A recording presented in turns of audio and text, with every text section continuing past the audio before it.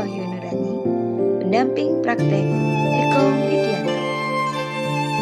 Kali ini saya mewawancarai dua kepala sekolah hebat. Yang pertama adalah Ibu Yuliarsi MPD, yaitu Kepala Sekolah SD Negeri Widara Payung 1 Binangun. Yang berikutnya adalah Ibu Radiem MPD, Kepala Sekolah SD Negeri Kemojing 2 Binangun.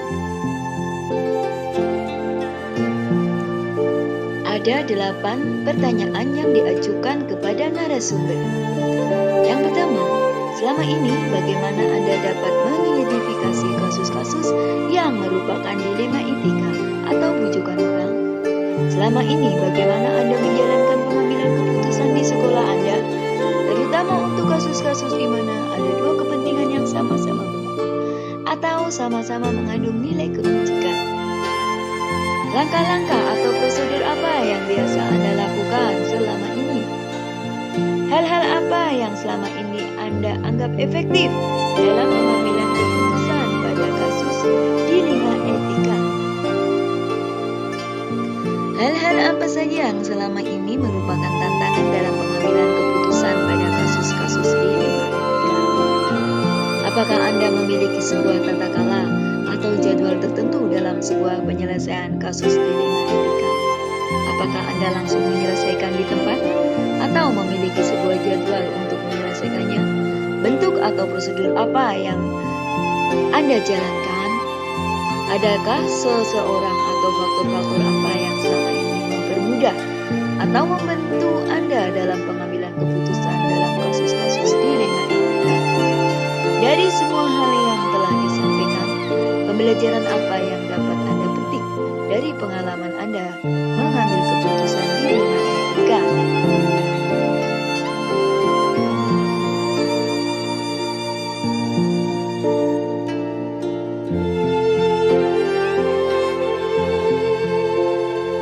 Berikut ini saya sajikan analisis dan refleksi hasil wawancara dari kedua narasumber. Analisis dan refleksi. Hal-hal yang menarik apa yang muncul dari wawancara tersebut? Pertanyaan-pertanyaan yang mengganjal apa yang masih ada dari hasil wawancara bila dibandingkan dengan hal-hal yang Anda pelajari seperti 4 paradigma, 3 prinsip, dan 9 langkah pengujian? Apa yang Anda dapatkan? Yang saya dapatkan adalah yang pertama, kedua pemimpin sekolah memiliki cara sendiri untuk menyelesaikan suatu permasalahan, namun tetap berpihak pada nilai-nilai kebajikan. Yang kedua, mengidentifikasi permasalahan dan mengambil keputusan dengan berdiskusi bersama warga sekolah, stakeholder, dan wali murid. 3. Meminimalisir dampak negatif dari keputusan yang diambil. Keempat, pengambilan keputusan dilakukan dengan adil dan bijak tanpa merugikan satu pihak.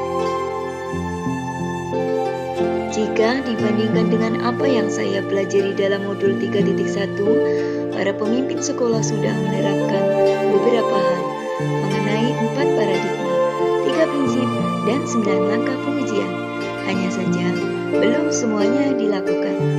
Para pemimpin sekolah tersebut sudah menerapkan pengambilan keputusan berbasis hasil akhir, end-based thinking. 2.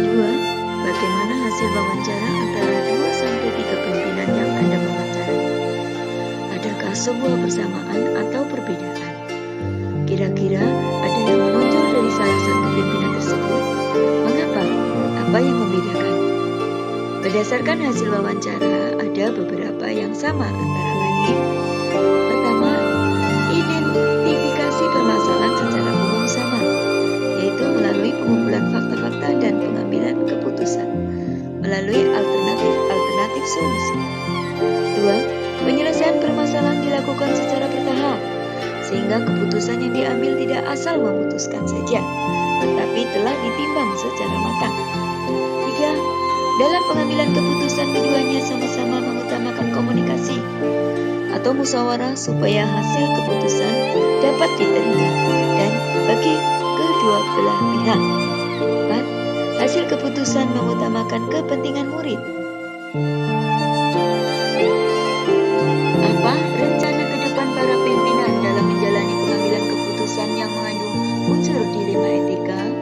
bagaimana mereka bisa mengukur efektivitas pengambilan keputusan mereka. Yang saya terima dari kedua narasumber yaitu yang pertama, rencana ke depan para pemimpin jika dihadapkan masalah dilema etika adalah melalui analisa permasalahan secara runtut dan lengkap berdasarkan 9 paradigma, 3 prinsip, dan 9 langkah pengujian keputusan. Kedua, para pemimpin dapat mengukur efektivitas pengambilan keputusan mereka dengan melakukan uji benar salah, melakukan refleksi dan evaluasi. 4. Bagaimana Anda sendiri akan menerapkan pengambilan keputusan dilema etika pada lingkungan Anda, pada murid-murid Anda, dan pada kolega guru-guru Anda yang lain? Kapan Anda menerapkannya? Jika saya dihadapi permasalahan dilema etika, saya akan menerapkan langkah-langkah pengambilan dan pengujian keputusan. Mulai dari mengenal nilai-nilai yang bertentangan, menentukan siapa yang terlibat, mengumpulkan fakta-fakta yang relevan, melakukan uji benar salah, menguji paradigma benar lawan benar, melakukan prinsip penyelesaian dilema atau resolusi, melakukan investigasi opsi trilema, membuat keputusan dan merefleksikannya. Saya akan menerapkan langkah-langkah tersebut jika dihadapkan dengan permasalahan dilema etika atau pujukan moral. Bahkan, jika rekan saya menemui kasus tersebut, saya akan segera menawarkan bantuan kepadanya. Mutiara kata, kita akan lebih mudah memahami dan menghadapi masalah yang ringan jika saja kita mau mengakui bahwa kita juga punya kelemahan dan ketakutan yang sama. Rusdi Rukmananta, budayawan. Mutiara kata, guru penggerak, tergerak, bergerak, menggerakkan.